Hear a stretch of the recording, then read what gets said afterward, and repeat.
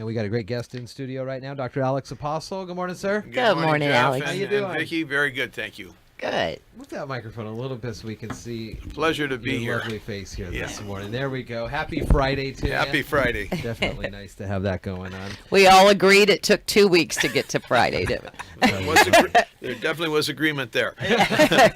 Looking at some photos from a conversation that you all had yesterday, district-wide safety training. The entire staff, both certified and classified, there to learn a little bit about this, and it's in response, of course, to all the school safety conversations we've been having. What was that like for the conversations yesterday? How was it received by everybody? Well, I had the opportunity to visit all the schools, and we really prepped our principals and assistant principals for this meeting so that the message would be consistent and clear. And in visiting the schools, it sure was clear and consistent, and I was very proud of all of our staff, both certified and classified. They were paying attention, they were very interested, and I believe they took to heart the importance of everyone understanding our safety and security plan and the fact that safety and security is of paramount importance in the Shelton School District. So it was truly a very good day. It won't be the last day that we do something like this. This will be ongoing to make sure that our new staff coming into the district, in the last 2 years, we've had about 50 new teachers come into the district. Wow. Actually, 50 each year the last 2 wow. years. So it's something, the training is going to be something that's going to be a high priority as we move forward, and we'll make adjustments to the safety and security plan as we enter the fall of 2019 with the new construction and the new configuration of our buildings. Because you don't want to just shelve any potential safety security plans while the new schools are being constructed. You're still going to have to talk about those things. Absolutely. It's like the instructional program. We're always going to be refining and analyzing how we teach and how students learn. And the same applies to the safety and security plan in our district. It's going to be constantly on our radar as a number one priority. Threats have evolved over the years in the classrooms, from the 50s and 60s to the drop and cover tests that were done, and fire drills. I remember doing fire drills often when I was in school.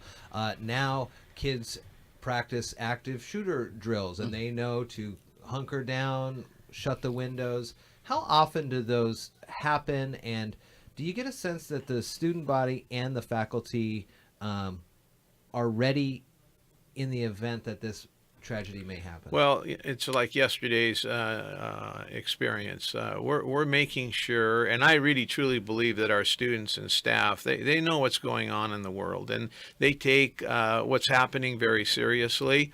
We want to do everything we can to protect our students and staff and our parents and families that go in and out of our schools. It's unfortunate that we're at this point, but it's also very important that we realize that, unfortunately, this is the world today. Yeah. And so we need to be prepared, and hopefully through time and effort and other means, maybe this will lessen. These types of tragedies will lessen as we go forward. It's really a sad scenario, but at the same time, we have to be aware of the world around us and prepare for the worst and hope for the best.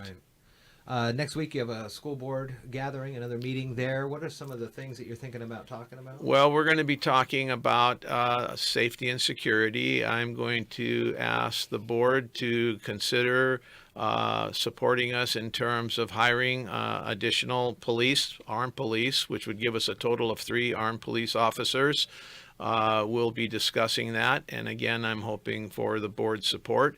We're also going to be talking about the implementation of a student family resource center downtown that would welcome newcomers to our district, all people from all walks of life. We've been talking to the transit center about leasing a space downtown for about $11,000 a year, I think. We're going to be talking about that at the board meeting. We really need this service because there's new people coming into our community practically every day. Yeah. And we want to make sure that we have orientation in terms of our school district and what it's all about, and to support students that are new to this country so that they can have a fair shot at being successful in school. So this is something we don't have right now, and I'm hoping, again, to get the support of the community and the board to make that happen. So those are a couple of very important issues that we're going to be discussing and hoping for support from the school board. One last thing is earlier in the week, Sean Wells was reporting the resignation of athletic director Jim Judson for the high school. I know you oversee all the schools in the Shelton School District, so I'm not sure how much interaction you have in those types of administrative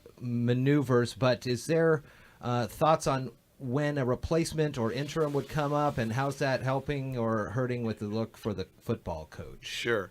Everything is ongoing. Everything that's been scheduled will continue as planned. You asked a very good question. You know, the easiest thing in the world to do would be to hire an athletic director as it stands currently. Yeah.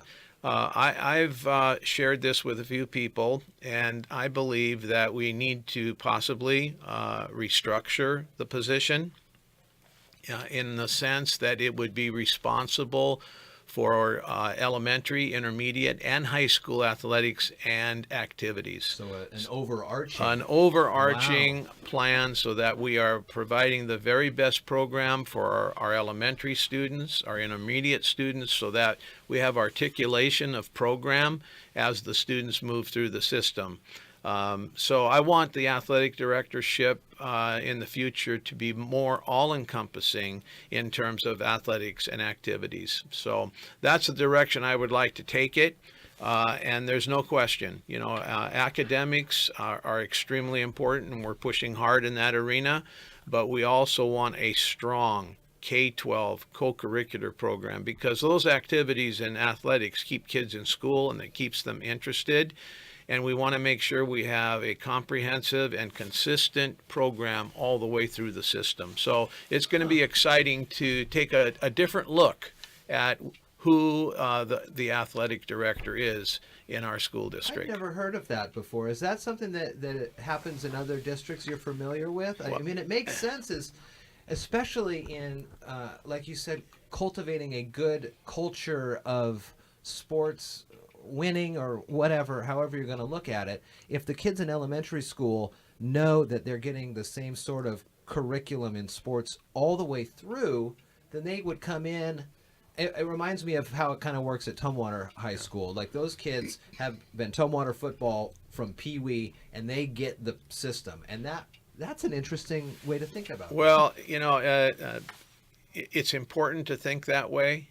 If we're going to have the very best opportunities for our students, we need to think that way. Yeah. What happens in the elementary schools is extremely important as it relates to athletics and co-curricular activities, and the same applies to the intermediate level. What we want to do is be extremely supportive and create opportunities for our students all the way through the system to participate in activities and athletics. And so it's going to be exciting to sit down with people and talk about that possibility in terms of a new format for the athletic directorship. Very neat. Dr. Alex Apostle, good to talk with you, and we'll talk next week. Thank you very much, Have Jeff. a good weekend. Have a great weekend. Thanks, Vicki.